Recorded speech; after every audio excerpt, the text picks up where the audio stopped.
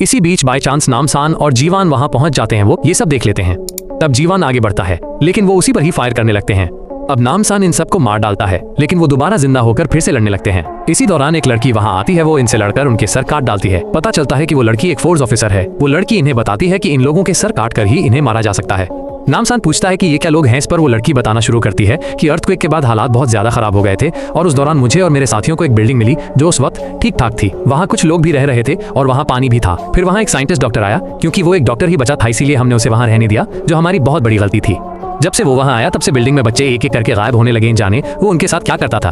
और इसमें मेरा एक सीनियर ऑफिसर भी उसका साथ देने लगा। जब मैंने उस ऑफिसर से डॉक्टर के बारे में पूछा तो उसने बताया कि डॉक्टर हमारी भलाई के लिए काम कर रहा है। फिर डॉक्टर ने मुझे बताया कि मैंने एक फॉर्मूला डोज तैयार की है जिसमें हम हर एक्सट्रीम कंडीशन में भी जी सकते हैं और इसकी वजह से मैंने अर्थक्वेक में भी सर्वाइव किया है। मुझे कुछ समझ नहीं आया तो सीनियर ऑफिसर ने एक गार्ड को शूट किया, लेकिन अगले ही पल वो वापस जिंदा होकर खड़ा हो गया। डॉक्टर ने बताया कि इसके लिए हमें 10 से 20 साल के बच्चे चाहिए, क्योंकि इनके थ्रू ही मैं ये चीज बना सकता हूँ।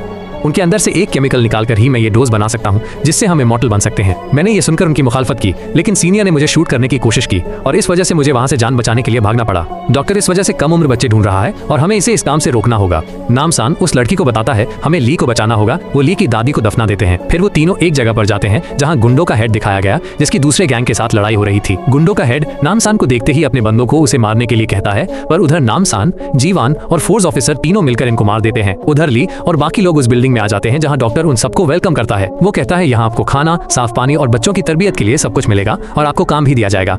इसके बाद तमाम बच्चों को साफ पानी दिया जाता है, लेकिन ली इस पानी को नहीं पीती मगर अपने पास रख लेती है। फिर तमाम लोग बिल्डिंग के अंदर जाते हैं। साथ ही उन्हें यह भी बताया जाता है कि इन्हें और इनके बच्चों को अलग अलग फ्लोर पर रखा जाएगा, लेकिन कभी कभी मीटिंग्स रखी जाएंगी जिससे पेरेंट्स अपने बच्चों से मिल पाएंगे। अब सारे पेरेंट्स को अलग फ्लोर पर ले जाया गया जहाँ उन्हें पानी को साफ करने का काम दिया गया।